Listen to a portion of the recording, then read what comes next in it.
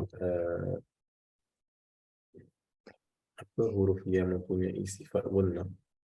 Jadi antara kedua huruf ni mana yang lebih kuat? Mana yang lebih kuat? Nun ke mim? Okay. Baik.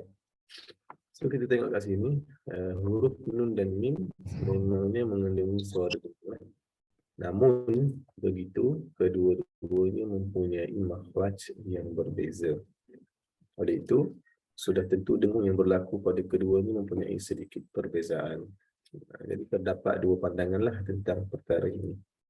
Jadi ulama membincang tentang antara huruf nun dan mim ni mana yang lebih kuat. Okay, ulama membincang, maksudnya bukan sekadar menyatakan bahawa kedua huruf ini mempunyai gunnah, akan tetapi mereka turut membuat perbandingan antara gunnah bagi kedua-dua huruf ini dan masing-masing mempunyai pandangan lah yang mengatakan huruf nun lebih kuat dan huruf mim yang lebih kuat. Baik, kita tengok pada pandangan yang mengatakan bahawa huruf nun itu lebih kuat berbanding huruf mim. Jadi antara ulama yang berpendapat bahawa huruf nun lebih kuat berbanding mim adalah yang pertama sekali Ibnul Badish. Okay, Ibnul Badish ni seorang ulama yang kita kata muasir ataupun yang sezaman dengan Al-Imam Syatibi rahimahullah. Kerana tarikh wafat beliau pun hampir dengan tarikh wafat Al-Imam Syatibi. Baik. Apa kata beliau? Dia kata wahiyya fin nun ya aqwa wa abyan. Yang bermaksud dan dengung pada nun itu lebih kuat dan lebih jelas. Jadi dia mengguna secara directly perkataan aqwa di sini. Okey, wa abyan. Dia mengguna pula atas ismu tafdil, yang secara jelas membandingkan antara huruf nun dan juga huruf mim. Baik, kemudian kita tengok Ar-Radhi. Ar-Radhi ini salah seorang daripada tokoh dalam bidang bahasa lah. Okay, beliau wafat pada tahun 688 Hijrah. Beliau kata fil mimi gunnah wa in kanat aqallu min gunnatin nun. Ini pun jelas. Disebut fil mimi gunnah, pada huruf mim tu ada dengungnya. Akan tetapi lebih sedikit berbanding dengungnya huruf nun. Aqal. Aqal. Begitu juga dengan Al-Imam Ibn Al-Jazari rahimahullah. Dia kata apa? وَالنُّونُ حَرْفٌ أَغَنٌ آصِلٌ فِي الْغُنَّةِ مِنَ الْمِيمِ لِقُرْبِهِ مِنَ الْخَيْشُونِ. Ibn Al-Jazari kata dan huruf nun itu lebih nyaring dengungnya kerana ia adalah asal kepada dengung berbanding mim kerana dekat dengan rongga hidung. Dekat dengan rongga hidung ni dengan maksud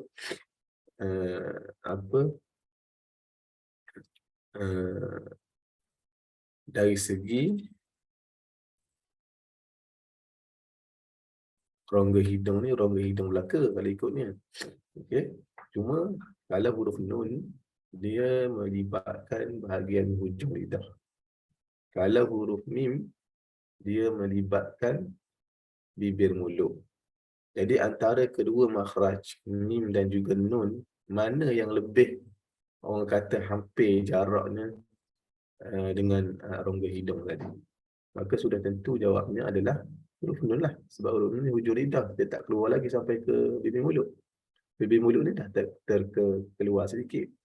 Jadi lebih jauh sikit lah berbanding makhraj huruf nun. Itu maksudnya Al-Imam Ibn Jazari rahimahullah. Baik, itu pandangan mereka dan ada banyak lagi pandangan yang sependapat dengan tokoh-tokoh yang Ustaz nyatakan di sini lah. Baik. Jadi seterusnya kita nak pergi kepada pandangan yang kedua mengatakan bahawa huruf mim lebih kuat. Okey, pun ada mengatakan begitu. Jadi ulama yang berpendapat sedemikian adalah Al-Imam Abu Amr Ad-Dani rahimahullah. Al-Imam Abu Amr Ad-Dani rahimahullah. Okey. Ini kerana huruf mim, ini pandangan beliau lah. Ini kerana huruf mim makhrajnya tetap konsisten dan tidak berubah Walaupun dalam keadaan mana sekalipun berbeza dengan huruf nun yang kadang-kadang hanya disebut sebahagian makhrajnya sahaja. Contoh. Huruf nun ketika ikhfa iaitu bahagian lidah tidak terlibat. Manakala bagi huruf mim bahagian bibir mulut tetap terlibat dalam menyempurnakan sebutannya. Maksudnya kalau ikhfa tu ikhfa hakiki lah sebab melibatkan huruf nun mati. Kalau melibatkan huruf mim mati kita panggil dia ikhfa syafawi. Jadi kalau kita tengok kat situ kan ikhfa syafawi dia tetap bibir mulut itu menyentuh antara satu sama lain, antara kedua bibir mulut. Tapi kalau ikhfa itu adalah ikhfa hakiki, sepatutnya hujung lidah itu menyentuh pada makhrajnya tapi tidak berlaku sedemikian. Maka di situlah dilihat bahawasanya huruf nun ianya lebih lemah berbanding huruf mim kerana dia boleh berubah-ubah mengikut hukum. Dia tidak konsisten. Itu katanya ataupun logik yang diberikan oleh Imam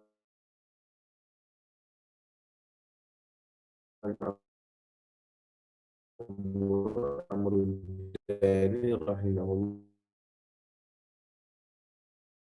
sebagaimana kata beliau,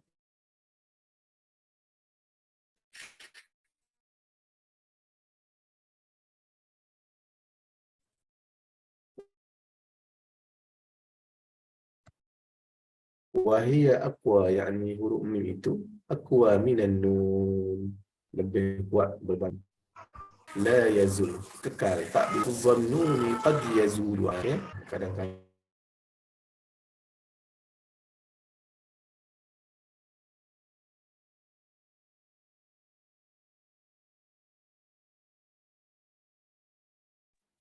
okey. Wahia aqwa minan nun li'anna lafzaha la yazulu wa lafzan nun qad yazulu anha fala yabqa minha illa ghunnah. Jadi terjemahannya, dan huruf nun itu lebih kuatlah berbanding huruf nun kerana sebutannya kekal, manakala kadang-kadang sebutan nun tidak kekal kecuali hanya dengan maksud dari sudut makhraj yang pertama tadi. Kan kita belajar makhraj huruf nun ni kat mana? Baru nak pergi kat sini. Tapi tak apalah. Okay, makhraj huruf nun ni dia ada dua. Makhraj huruf mim ada dua. Dia kena mari dua-dua tu sekaligus. Nun, mim. Okay, nanti kita akan tengok apa makhraj untuk huruf nun dan juga huruf mim lah.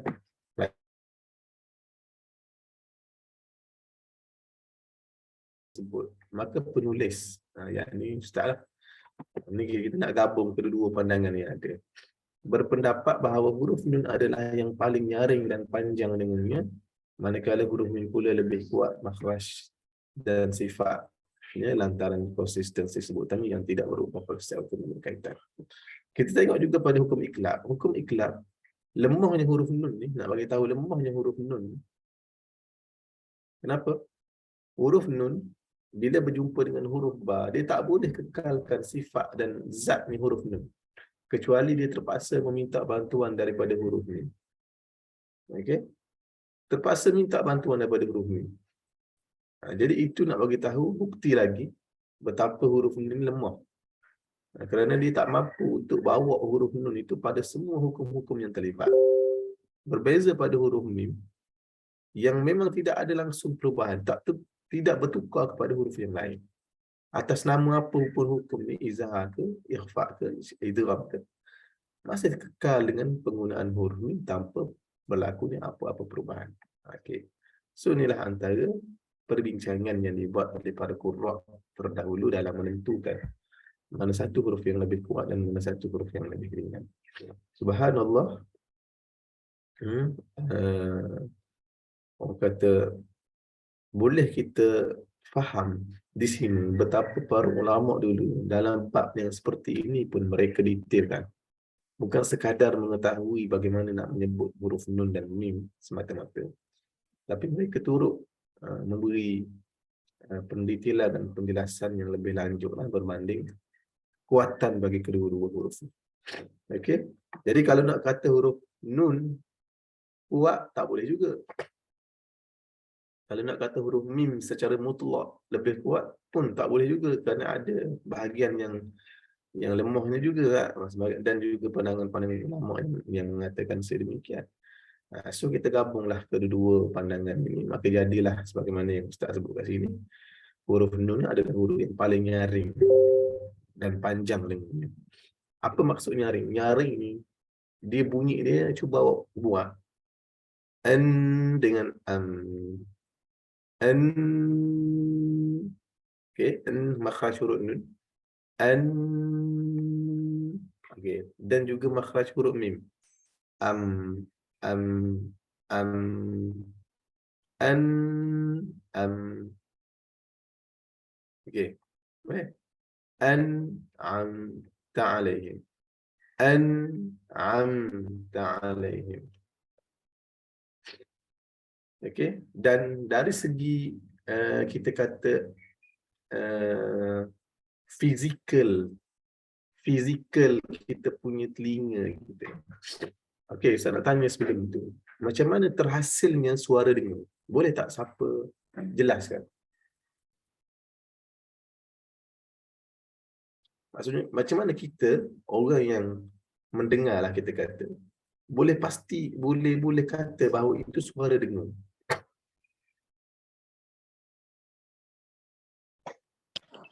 Kalau bunyi itu keluar dari hidung, Ustaz. Kalau bunyi itu keluar daripada hidung.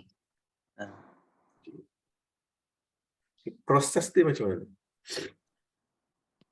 Proses dia, kalau nak tahu itu dengung ke tidak, masa kita dengung, kita tutup hidung. Kalau tutup hidung ada bunyi sekat, dengung tu. Okey, sebelum daripada tu lagi, proses yang berlaku. Sebelum tu dari rongga tekak keluar ke hidung. Pemula Sebelum tekak tu juga lagi. Ya ke? Sebelum tu lagi. Sebelum tu lagi. Ataupun selepas daripada suara terlalu dekat rongga hidung. Okey, selepas daripada tu, contohnya macam sekarang ni, Taufik sedang baca, Ustaz sedang dengar. So apa proses menangkap bunyi dengung tu? Maksudnya soalan dia dari mana datangnya, macam tu lah.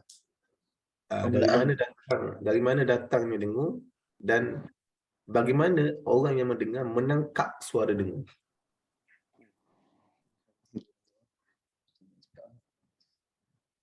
Susah ke soalan?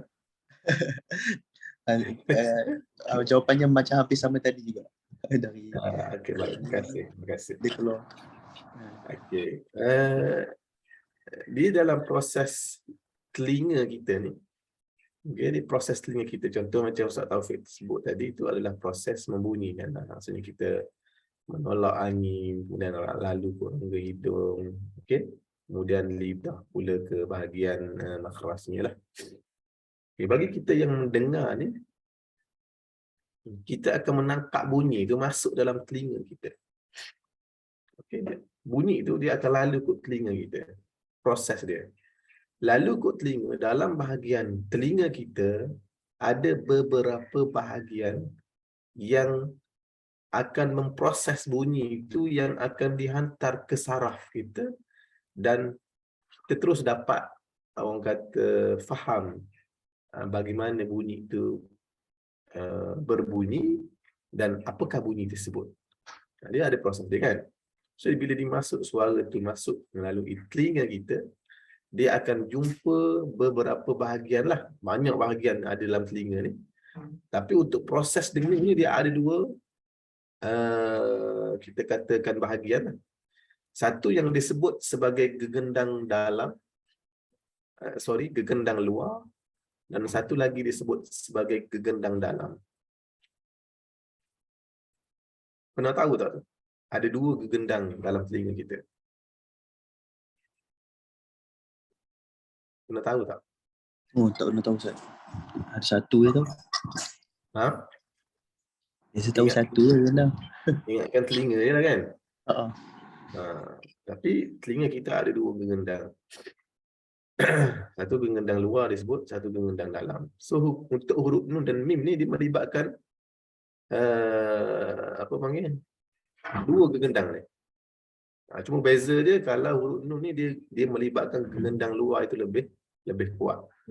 Manakala huruf mim ni dia melibatkan gengendang dalam itu lebih kuat. Itu je lah proses dia. Sebab itulah bila kita dengar orang baca huruf nun dan mim, kita boleh bezakan antara kedua dengung yang berlaku pada kedua-dua huruf tadi. Maksudnya kita tak kata bahawa dengung yang dibuat pada huruf nun itu sama dengan bunyi huruf dengung yang dibuat pada huruf mim. Tak akan sama langsung.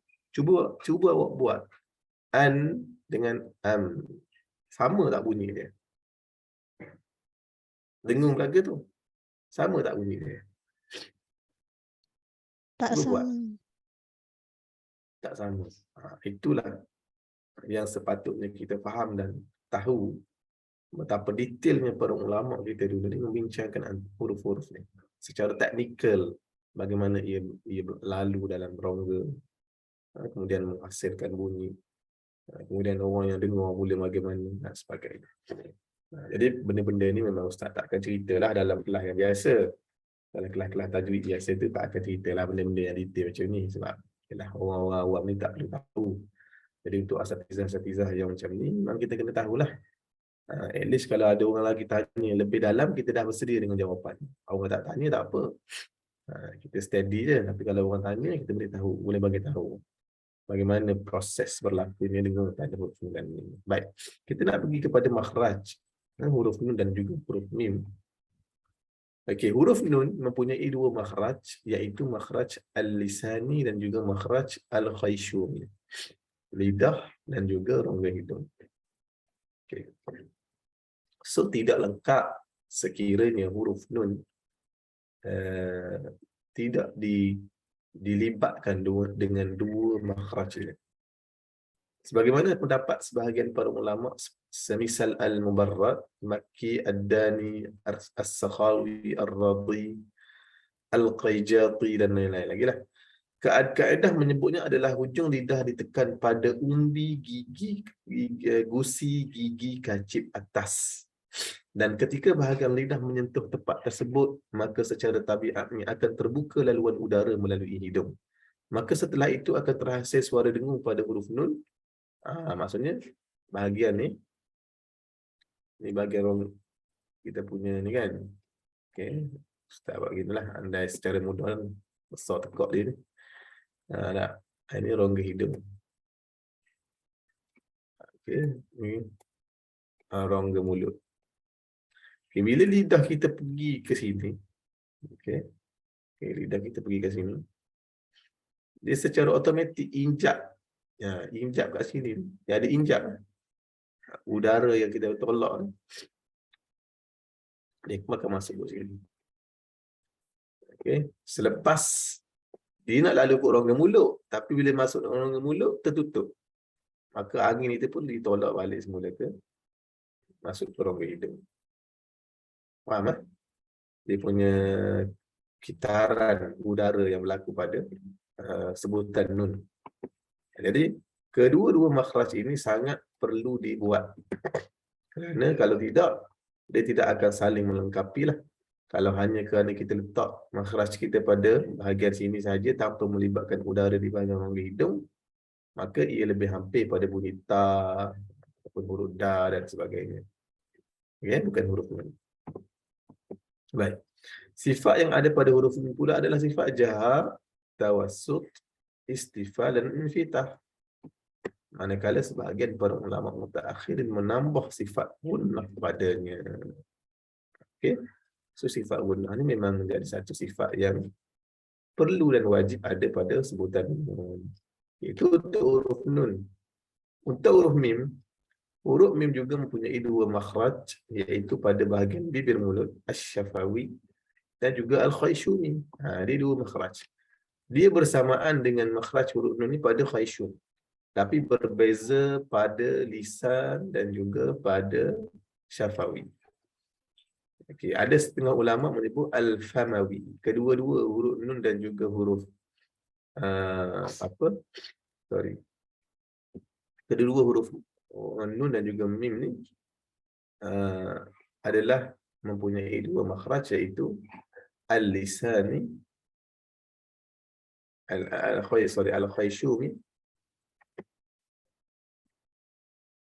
dan juga al-famawi. Al-famawi ni sama ada merujuk kepada al-lisani dan juga asy-syafawi. Tapi ustaz dah detailkan lah setiap satu daripada dia ni. Caranya adalah dengan menutup kedua bibir mulut dan angin yang tersekat ditolak ke bahagian rongga hidung untuk menghasilkan suara dengung. Tanpa tolakan udara tersebut akan menyebabkan huruf yang terhasil adalah sebutan huruf ba. Kita kena hati-hati ya. Beza mim dengan ba ni selain daripada tutup mulut secara kuat dan tak kuat adalah pada bunyi dengung. Kalau kita tak bunyikan dengung, tidak lalukan udara kita ke bahagian rongga hidung, maka automatik dia bertukar terus jadi huruf ba. Sebab makhrajnya sangat-sangat hampir. Baik. So sifat yang ada pada huruf ni adalah sama dengan huruf nun. Sama. Jahar, tawassut, istifal, infitah dan tambah gunnah. Namun walaupun begitu keadaannya sama, tapi tawassutnya huruf nun dan juga huruf mim adalah berbeza-beza pada setiap hukumnya. Okey, nanti ada orang akan tanya kita. Dia kata, ustaz ataupun ustazah, ustazah sebut tadi huruf nun, huruf mim ada tawassut. Okey. So tawassutnya huruf nun dan juga huruf mim, apa keadaannya untuk kita mampu untuk bezakan antara nun dan mim tadi itu yang bersifat tawassut.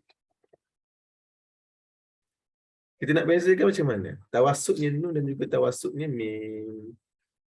Macam mana kita nak jawab? Apa beza tawassut nun dan juga tawassut mim? Okay. Bezanya ialah pada setiap hukum.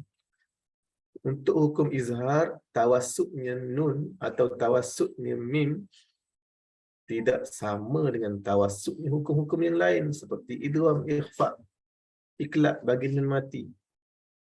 Okey. So dia bergantung kepada hukum. So nun ni kita tak boleh nak buat dia secara pukal.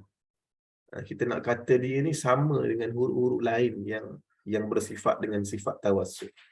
Kerana huruf nun dan mim ni dia ada lagi tambahan-tambahan hukum yang menyebabkan sebutan nun ataupun mim ini dia akan jadi lebih panjang dan berbeza-beza mengikut hukum tadilah. Itu tawassutnya untuk huruf nun mati dan juga mim. Baik. Kaedah mengesan dengung. Sebagaimana yang disebut oleh Ustaz Taufik tadi.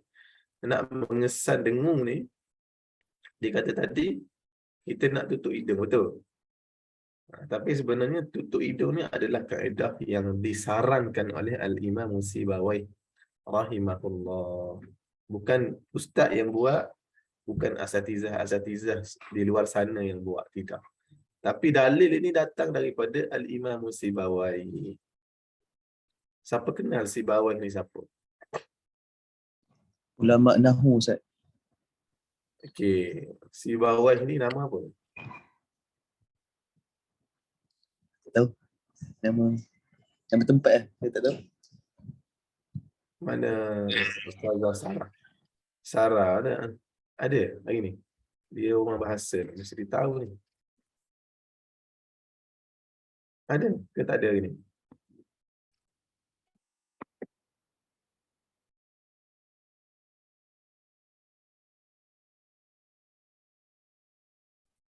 Ustazah Sarah, tahu tak Sibawai ni?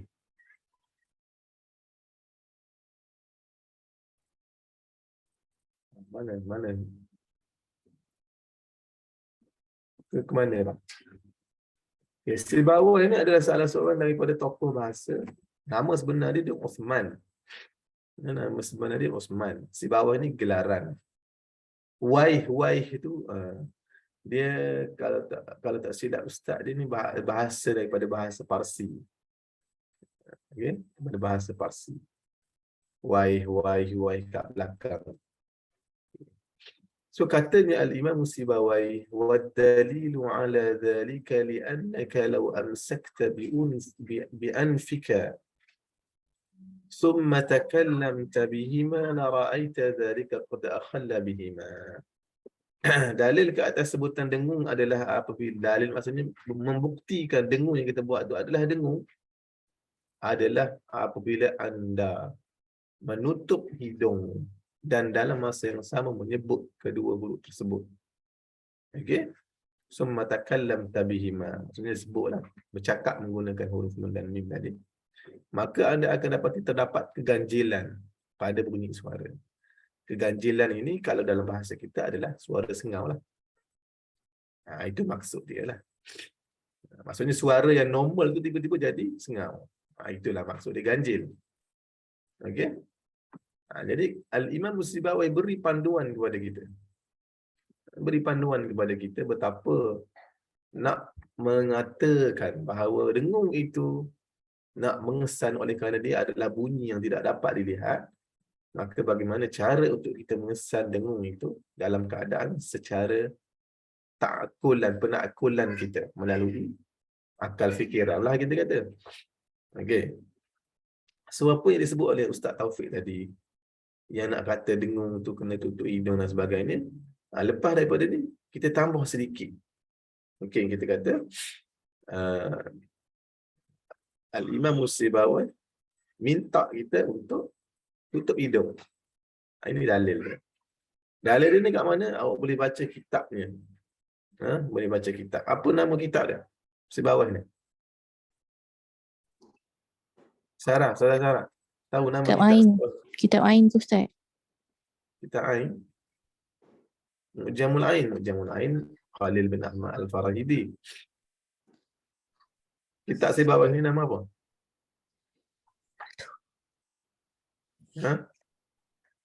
Ustaz dah sebut.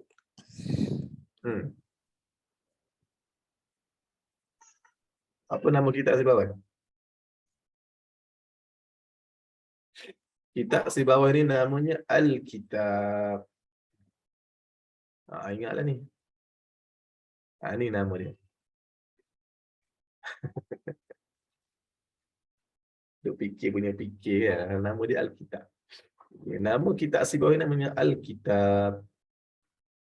Dan nama ini pun bukan diberikan oleh beliau, tapi diberikan oleh anak murid beliau.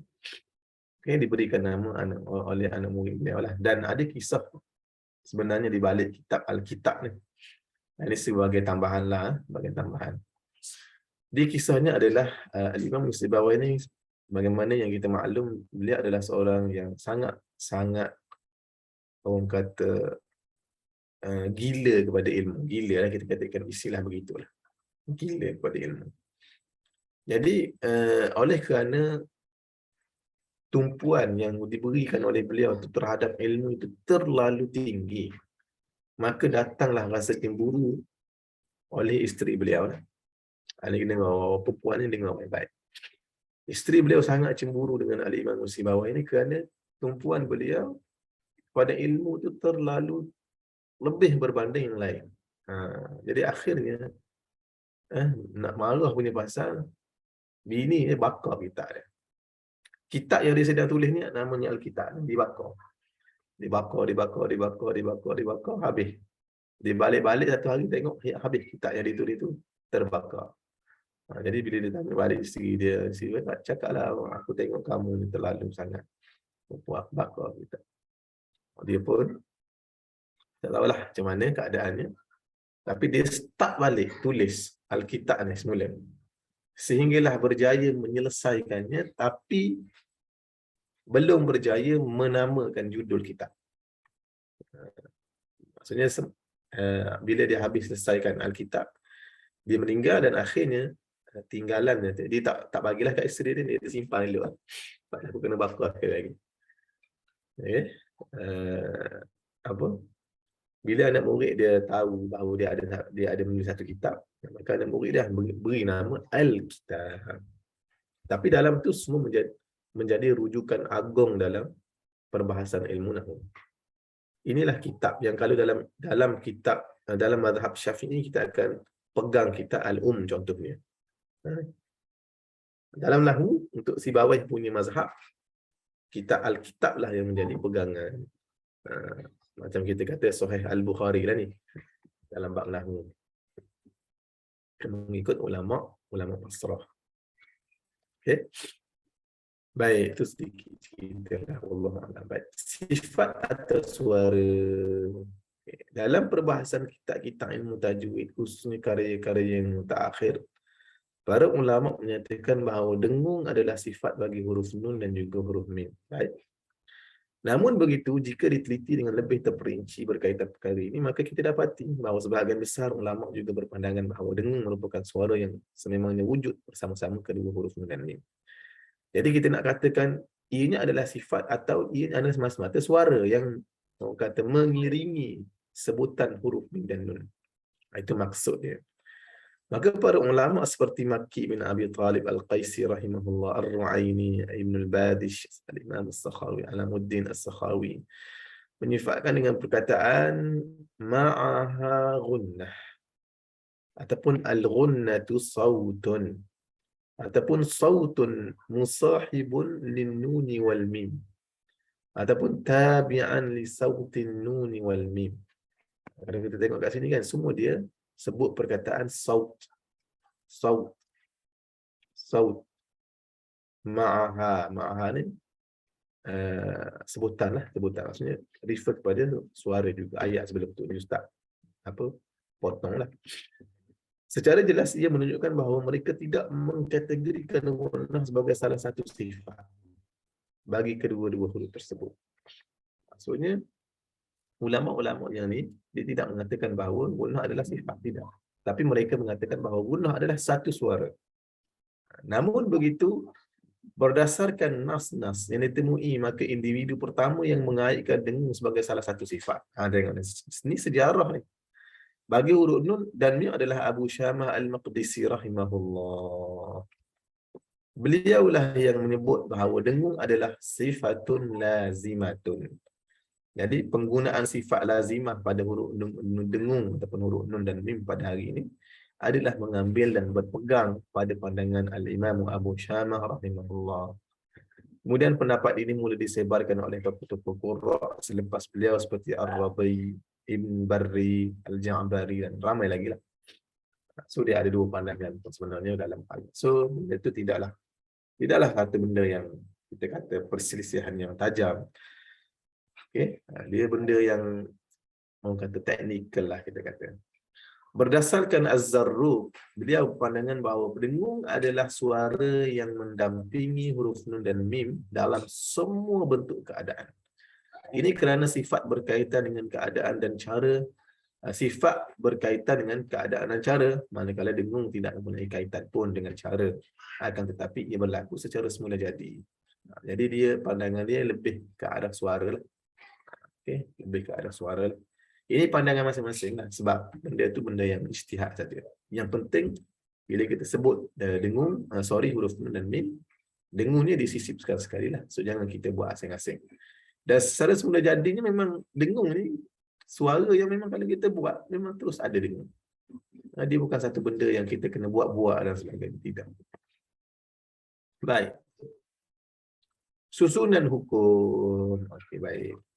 Para ulama sangat terperinci dalam menyusun ilmu tajwid, sehingga kan penyusunan hukum nun mati dan mim mati juga mempunyai justifikasi khusus. Penerangan hukum akan dimulakan dengan hukum izhar, kerana hukum asal kalimah bahasa Arab. So kita belajar kan. Dan kita doa ajar juga pada pelajar kita. Bila kita mula masuk dalam perbincangan hukum nun mati dan tanwin, hukum yang pertama kita akan sebut adalah hukum apa?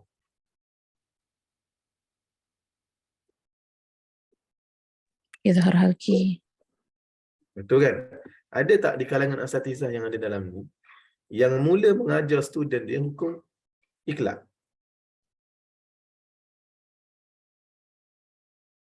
Terus kepada ikhlas. Ada tak? Tak Ustaz. Tak ada. Ataupun kepada idgham terus? Ada tak? Tak ada kan? Tak ada. Tak ada. Kita pernah fikir tak? Kenapa susunan jadi begitu? Ikut makhraj lah kot Ustaz. Okey, tak, maksudnya kita pernah terfikir tak? Kenapa ulama susun izhar dulu, kemudian mari idgham, kemudian datang ikhfa, kemudian datang iqlab? Pernah tak kita fikir bahawa itu adalah susunan yang ada sebabnya ataupun semata-mata susunan gitu saja? Dulu ingatkan sebab senang lagi Ustaz. Dulu fikir Macam mana? izhar tu paling senang, ikhfa tu paling susah. So ikhfa tu belakang-belakang terang macam tu. Okey. Tapi kita tak pernah fikir kan, kenapa ulama susun hukum yang pertama sekali adalah izhar. Tak, Kita tak pernah fikir, agak-agak je. kan? Just kita terima bahawa bila ustaz mengajar depan, okey, hukum nun mati yang pertama izhar, kita pun terimalah izhar. Just kita menyangka bahawa itu hanyalah susunan semata-mata untuk memudahkan pengajaran dan pelajaran. Tapi tidak ada sebab-sebab yang lain. Tapi sebenarnya, hakikatnya, ulama menyusun hukum izhar dengan sebagai hukum yang pertama dalam senarai hukum nun mati dan tanwin, ataupun juga huruf hukum mim mati. Sebenarnya ada sebab. Okey? Sebab apa dia? Kerana izhar adalah asal kepada kalimah bahasa Arab itu disebut. Faham tak maksud asal tu? Tak faham. Contoh, dalam kaedah usul fiqhi disebut, dalam mazhab Syafi'i dikata asal segala makanan adalah harus, kecuali datang dalil-dalil yang mengharamkannya, maka barulah ia haram. Selagi mana tidak ada dalil yang mengharamkannya, maka makanan itu harus. Jadi itu satu kaedah yang diberikan kepada kita untuk menyaring apakah hukum memakan sesuatu dalam mazhab Syafi'i. Jadi dia bermula dengan semua harus. Khinzir harus, apa harus, semua asalnya. Tapi bila adanya datang hukum, datang dalil yang mengatakan bahawa khinzir itu haram, maka barulah jadi haram. Maka begitu juga yang berlaku pada bacaan Al-Quran. Semuanya asal adalah izhar. Min rabbihim. Dalam percakapan Arab, betul tak? Semua izhar, betul tak?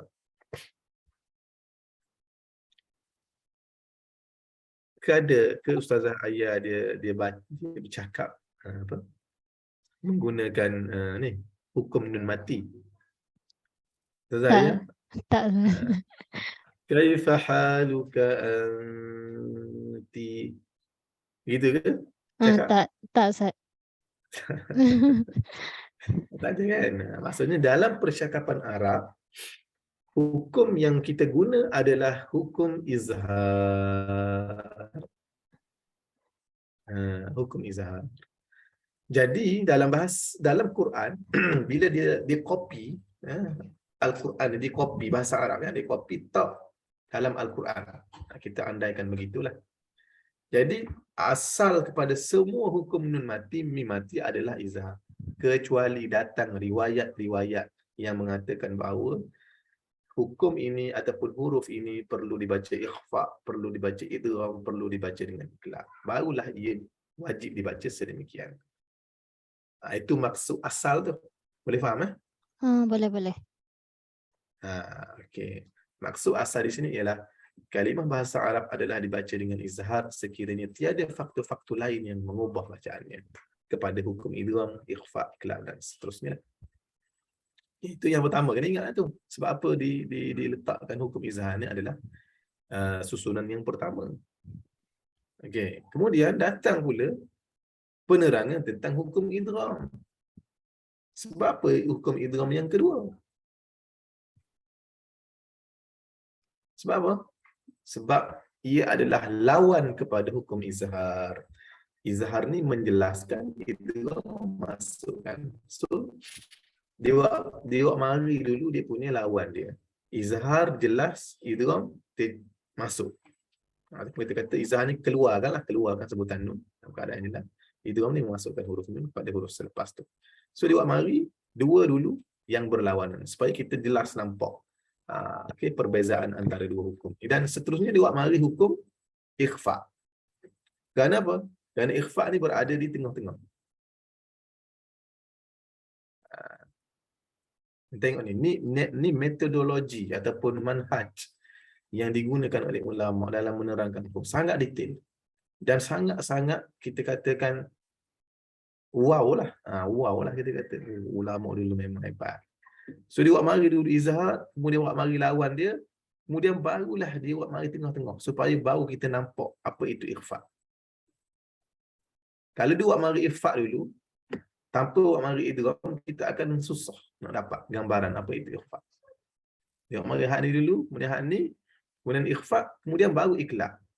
Sebab iqlab adalah pecahan kepada ikhfa. Subhanallah.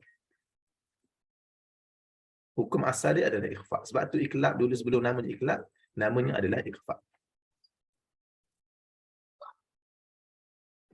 Boleh faham? Ikhfa ni tengah-tengah.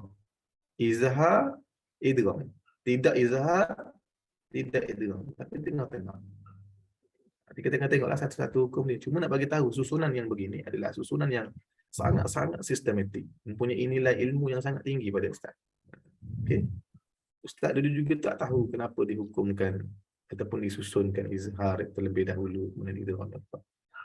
Sehinggalah kita bila duduk baca buku ni kita jumpa ulama yang menerangkan tentang susunan tartib hukum itu. Dan sebenarnya itulah juga yang berlaku pada susunan hukum-hukum yang lain. Hukum makhraj huruf, sifat huruf. Dia ada sebab dia tu. Kenapa ulama susun yang itu dulu kemudian yang ini. Subhanallah. Ulama kita ni bukan calang-calang orang lah kita kata. Bukan sekadar dia nak membukukan ilmu itu, tapi sebelum membukukan ilmu itu mereka dah fikir bagaimana nak susun ilmu ni supaya nampak lebih cantik, tersusun dan sebagainya. Okey. Wallahu ta'ala alam. Baik. Okey. Ada soalan nak tanya? Ustaz pun kat sini dulu untuk hari ni. Kita nak baca Quran lagi. Kalau ada soalan boleh tanya. Sekejap.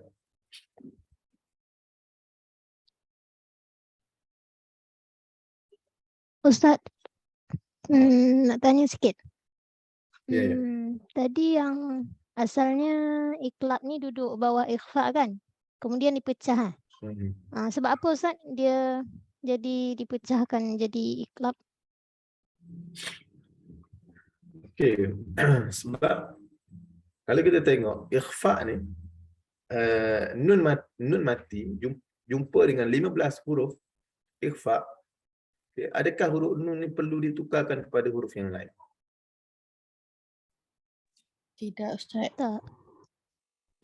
Okay. Kalau nun jumpa dengan ba, nun ni perlu tak tukar kepada huruf lain? Perlu. So kena sembunyi. Yang ni kena sembunyi dengan cara dia lah. Iqlab pun sebab apa dimasukkan kepada ikhfa asalnya? Kerana dia huruf ba ni bukan huruf izhar, bukan huruf apa benda idgham. So bila bukan idgham, bila bukan izhar, maka secara asasnya dia adalah ikhfa. Okey. Kemudian bila dilihat secara lebih detail lagi, okey, rupa-rupanya huruf ba ni walaupun dia ikhfa ni berlaku dengan cara huruf nun ini ditukar kepada huruf mim. So dia tidak sama dengan ikhfa nun yang mana dia hanya tidak menyampaikan makhraj huruf nun tersebut sahaja. Berbeza dengan iqlab. So ikhfa-nya huruf nun pada hukum ikhfa hakiki tidak sama ikhfa-nya huruf nun pada hukum iqlab. Ikhfa belaka tu, dua-dua sembunyi belaka tu. Cuma cara menyembunyikan tu berbeza. Sebab itulah para ulama meletakkan hukum yang berasingan dan diberi nama hukum iqlab. Tapi hakikatnya dia adalah pecahan daripada hukum ikhfa itu sendiri. Asalnya ikhfa belaka dua-dua.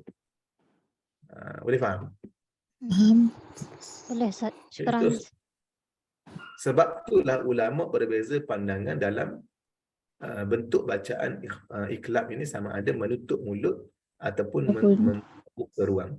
Sebab ikhfa kan nak sembunyi kan, nak sembunyi macam mana? Ini kalau sebut huruf mim betul, makhraj dia tak jadi sembunyi. Itu dah jadi tukar huruf terus. Itu yang ulama khilaf tu. Asas inilah yang membuatkan mereka khilaf. Boleh faham Boleh. Syukran Ustaz. Okey, sebab apa huruf nun dengan mim, huruf nun kena tukar huruf mim, tak tukar pada huruf lain. Ini pun ada sebab. Nanti kita akan tengok pada hukum iklab insya-Allah. Okey, baik. Ada lagi soalan lain? Tak ada. Ada, tak apa. Okey, baik. So kita minta share ni lah, skrin untuk baca Quran insya-Allah. Sila.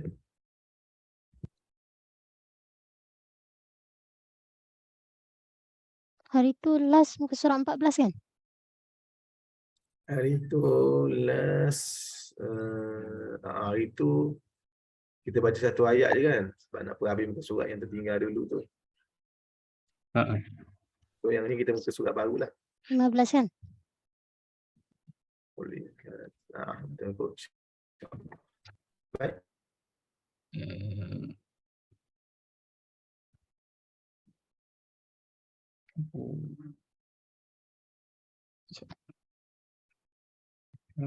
Sila.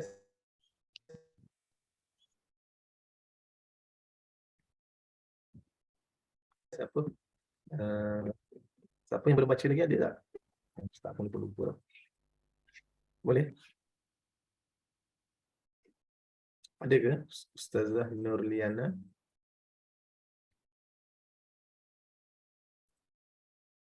Tak ada.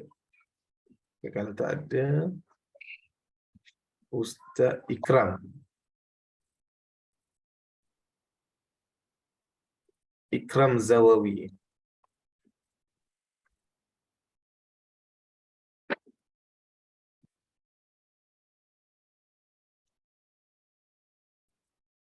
Ada?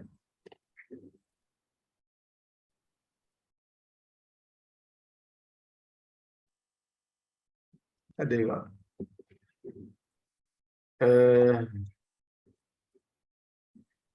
Ada Ustaz Ikram. Ada Ustaz Ikram, sila. Qul in kanat lakum ad-darul akhirah. Tak dengar suara. Ikram termute tu.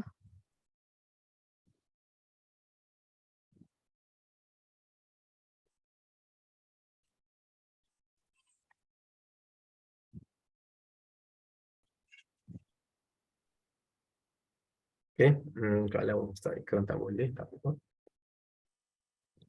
Ustaz Muhammad Ashraf lah. Ustaz Muhammad Ashraf. Boleh.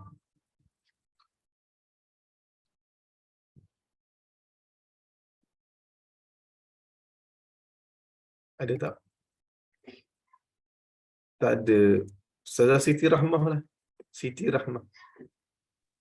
Boleh Ustaz, insya-Allah. Baik. Sila. Ayat berapa? Ayat 94. Okey. Pak sila. 94 sampai a'udzu billahi minasyaitonir rajim. Bismillahirrahmanirrahim. 95 ke 94? Dari 94. Okey. Qul in kanat lakumud darul akhiratu 'indallahi khalisatan min dunin nas fatamannawul mauta in kuntum sadiqin walan yatamannawhu abadan bima qaddamat aydihim والله عليم بالظالمين ولتجدنهم أحرص الناس على حياة ومن الذين أشركوا يود أحدهم لو يعمر 1000 سنة وما هو بمزحزحه من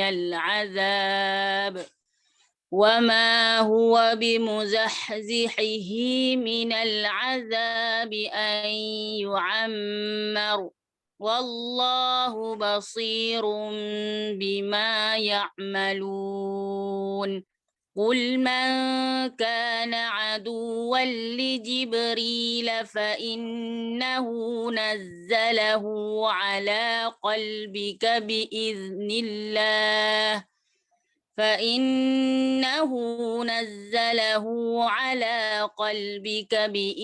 الله مصدقا لما بين يديه وهدى وبشرى للمؤمنين. Sadaqallahul azim.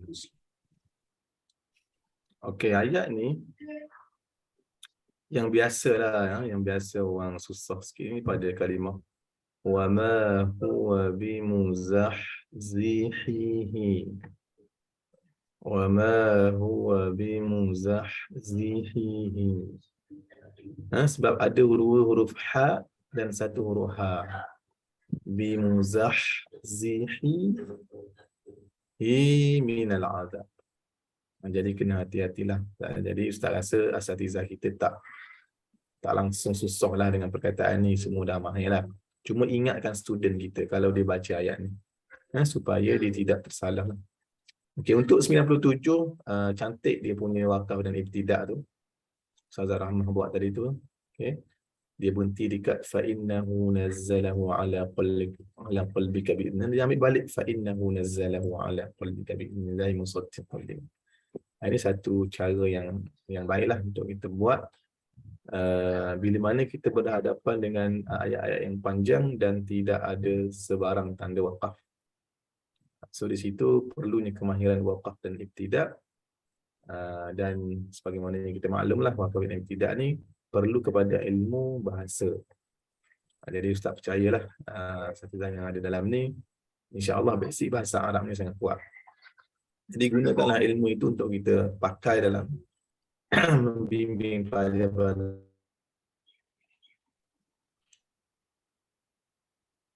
kita dalam ilmu wakaf dan ibtidak, insya-Allah. Sebagainya itu boleh rujuk.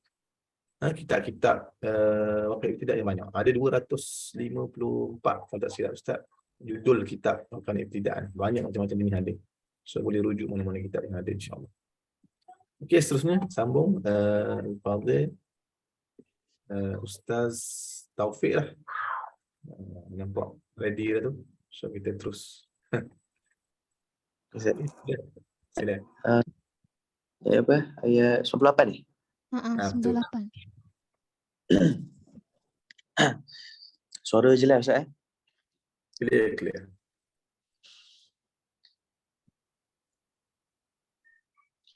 A'udzu billahi minasy syaithanir rajim. Man kana aduwwan lillahi wa malaikatihi wa rusulihi wa Jibril wa Mikala fa innallaha aduwwun lil kafirin. وَلَقَدْ أَنزَلْنَا إِلَيْكَ آيَاتٍ بَيِّنَاتٍ وَمَا يَكْفُرُ بِهَا إِلَّا الْفَاسِقُونَ أَوَكُلَّمَا عَاهَدُوا عَهْدًا نَبَذَهُ فريق منهم بل أكثرهم لا يؤمنون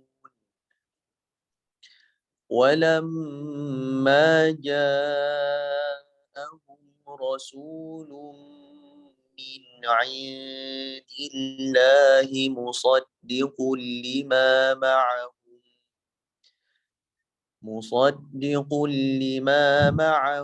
نبذ فريق من الذين أوتوا الكتاب كتاب الله وراء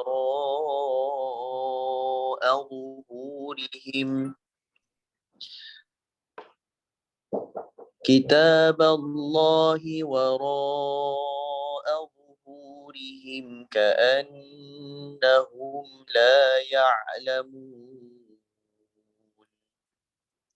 Sadaqallahul azim. Okey, baik. So untuk ayat ni ayat yang ke-98 ni, 98 ni dia susah sikit lah untuk waqaf dan ibtidak ni.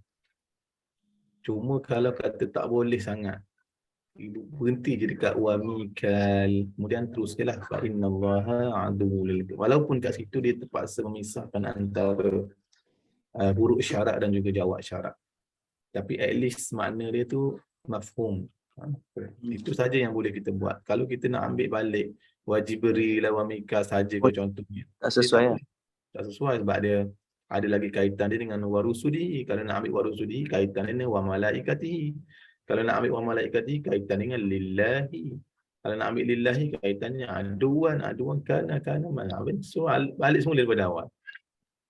So memang kita tak boleh nak potong kat situ. Memang habis cara pun yang kita boleh buat, kita berhenti dekat wa mikal, kemudian terus dia fa innallaha aduwwul lil kafirin. Ini kita katakan sebagai pilihan yang terakhir, yang paling baik yang ada dalam ayat ni.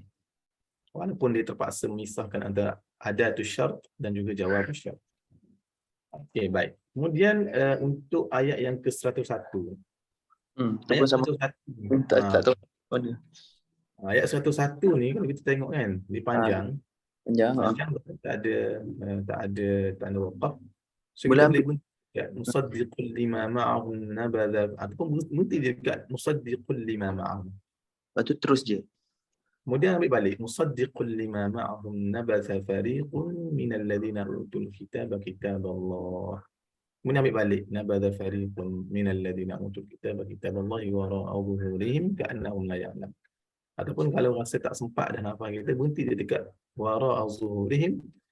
Kemudian jangan ambil balik kitaballahi wara'a zuhurihim. Itu dah menyebabkan makna dia kurang sesuai. Terus je ka'annahum la ya'lam. Terus je. Okay. Yang tu tak macam tak nak ambil kat. Okey. Baik. So itu cara yang boleh kita buatlah untuk ayat ni insya-Allah. Okey. Allahu taala alam. So sekadar itu dulu untuk hari ini, insya-Allah jumpa lagi pada kelas berikutnya. Assalamualaikum warahmatullahi wabarakatuh. Waalaikumsalam warahmatullahi wabarakatuh. Terima kasih Ustaz. Terima kasih Ustaz.